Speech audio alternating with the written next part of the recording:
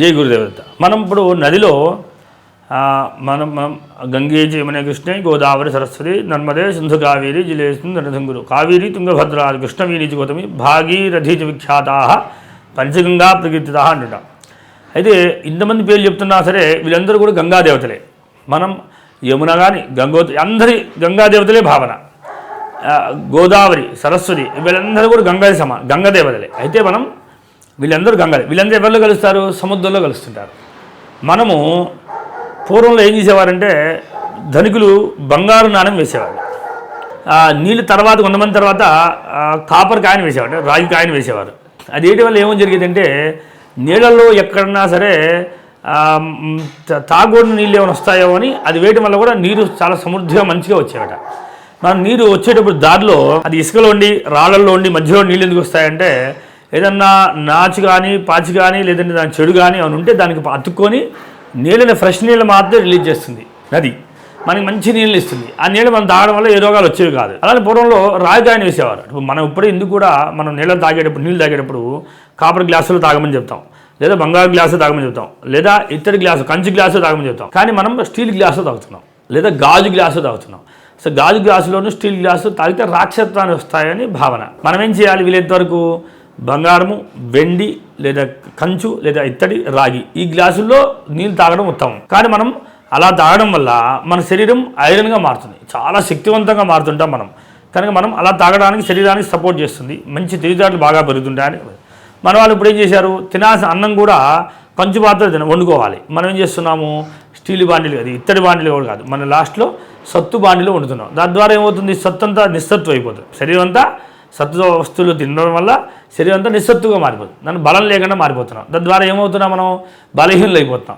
ఇంతకుముందు మనము దేవాలయాల పైన పెద్ద పెద్ద శిఖరాలు కట్టేవాళ్ళు, ఇక్కడి నుంచి ఎత్తు మోసుకుపోయేవాళ్ళు. అలాంటి ఎందుకు మోయలేకపోతున్నాం అంటే మనం తినే ఆహారంలో దమ్ము లేదు కనుక. తినే ఆహారంలో సత్తు కలవడం వల్ల, సత్తు గిన్నెలో ఉండడం వల్ల, మన బాడీ అంతా నిస్సత్తు అవ్వడం వల్ల, శరీరం సహకరించకపోవడం వల్ల ఈ సమస్యను ఎదుర్కొంటున్నాం. అందుకని పూర్వంలో ప్రతివారు కూడా రాగి కాయను లేదా కాపర్ది బంగారు కాయిన్స్ వేసేవాళ్ళు. తద్వారా ఆ నది కూడా సస్యశ్యామలంగా ఉండేది, చక్కటి మంచి నీళ్ళు ఇచ్చేది, మనం కూడా ఆరోగ్యంగా ఉండేవాళ్ళం, అది తాగిన వాళ్ళు కూడా సుఖంగా ఉండేవాళ్ళట. అందుకని అది వాడేవారు. అది కూడా ఇంకొక భావన ఏంటి? దీంట్లో ఎంతో రాఘవదాస్ గారు ఉండేవారు. ఆయన ఏం చేసేవారంటే ఒక నదికి స్నానానికి వెళ్తే ఆ గంగాదేవి అడిగిందట, నాయన నువ్వు వచ్చావు కదా, మహానుభావుడు స్నానం చేస్తావు కదా, నాకేమైనా ఇస్తావా అడిగిందట. తన మెడలో ఉన్న హారం తీసుకొని నదిలో వేసేసాట, అమ్మవారికి ఇచ్చేసాట. అంటే ఎలా అంటే మనం తల్లికి గంగా యమునకి ఈ దేవతలందరూ కూడా నదులందరూ కూడా మనం అటుగా వెళ్ళినప్పుడు తల్లి నీకు ఏదో నీకు సహాయం చేస్తున్నానని మనసులో భావం చేసి ఒక రూపాయి కాయనలాగా మనం కాయను వేసి తల్లి దండం పెట్టుకుంటాం అన్నమాట. అంటే నీకు సంపద ఇంత ఇవ్వాలి తల్లి, అంత ఇవ్వలేకపోతున్నా, ఎంతోమంది ఇస్తున్నా అని భావంతో కూడా చేస్తుంటారట. ఎందుకంటే మహానుభావులకి మాత్రమే ఈ విషయం అర్థమవుతుంది. ఎందుకంటే మహా తపస్సు చేసిన వాళ్ళకి ఆ దేవతలు వాళ్ళతో మాట్లాడతారు కనుక ఓహో ఈ నది ఈ దేవత అని మనకు తెలియడానికని విషయం అర్థమవుతుందని. తెలియని వాళ్ళకి ఇప్పుడు కాయన రూపంలో వేసేయడం వల్ల అమ్మ తల్లి నీకు నమస్కారం అంటే కాయన కూడా వేయడం కాదు, లెక్క ప్రకారం కొంచెం పసుపు కుంకుమ కూడా వేసి నమస్కారం చేసుకొని నదిలో దిగాలి. మనం ఏ నది స్నానం చేస్తున్నా సరే నది దండం పెట్టుకోవాలి, తల్లి నదిలో స్నానం చేస్తానమ్మా నీకు పర్మిషన్ ఇవ్వు తల్లి అని చెప్పి నదిలో స్నానం చేసి రావాలి. దీపం కూడా వెళ్తాం. మరి ఆ అమ్మవారికి ఆ దేవకి అప్పుడు ఎలా ఇస్తా గంగా నదికి ఇప్పుడు మనం కాశీలో ఉన్నాము, కాశీలో ఏం చేస్తారు? గంగా హారతి ఇస్తుంటాం. అంటే గంగాదేవతకి ఇక్కడ హారతి ఇచ్చేది.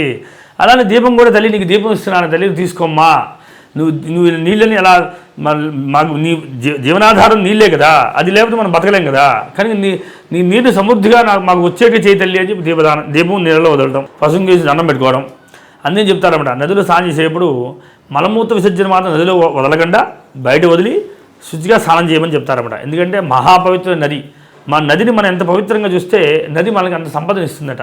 మనం నదిని ఎంత కలుషితం చేస్తే మనకి అన్ని రోగాలు కూడా ఇస్తుందట. ఇప్పుడు నదిలో నీళ్ళే మనం తాగుతాము, తాగిన బట్టే మన రోగాలు వచ్చేది. అందుకని మనం నదిని మనం కాపాడుకుంటేనే మనం ఆరోగ్యంగా ఉండగలుగుతాం. ఇక్కడ గమనించండి, మనకి జీవనాధారం మేఘం. మేఘం ఎలా వస్తుంది అనగా మన నీరుని ఫ్రెష్గా ఉన్నప్పుడు దాన్ని సూర్యుడు తేమ రూపంలో తీసుకొని మేఘాలకు అందించి మేఘ రూపంలో వర్షం రూపంలో మనకు కురిపిస్తున్నాడు. అందుకని భగవంతుడు మనల్ని జీవనం అనేది ఒక ప్రణాళిక వెళ్తున్నాడు. అంటే మనం కూడా చేసే పనిని చెత్త వచ్చింది కదా అని ఎక్కడ పడితే అక్కడ వేయడము అలా చేయకుండా నియమంగా ఒక ప్లేస్లో ఎక్కడ వేయాలో అక్కడే వేస్తూ ఉండాలి. నదిని శుద్ధిగా ఉంచడం వల్ల మనం కూడా శుద్ధిగా ఉంటూ ఆరోగ్యంగా ఉండగలుగుతాం. లేదా కొత్త కొత్త రోగాలను బాగా పడాల్సి వస్తుంది అన్నమాట. అంటే ఈ మన అయితే రూపాయి 2 రూపాయల కాయిన్స్ ఉన్నాయో అవి వెయ్యకూడదు అంటారు. ఇప్పుడు వెండి కాయను వేయలేరు కనుక బంగారు కాయను వేయాలి, లేదా వెండి వేయాలి, లేదా ఇత్తడి వేయాలి, కంచు వేయాలి, లేదా కాపర్ వేయాలి. అది కూడా వేయలేని పక్షంలో రూపాయి కానీ స్టీల్ కానీ వేస్తాం. అది వేయడం వల్ల నష్టమేం లేదు. తద్వారా ఎవరో కూడా ఆ రూపాయిని తీసుకొని తింటారు. దానివల్ల కెమికల్ ఏం ఉత్పత్తి అవ్వదు కనుక ఇబ్బంది ఏం లేదు. కనుక వేసినంత మాత్రం నష్టం లేదు, వేయకపోయినా ఏం కాదు.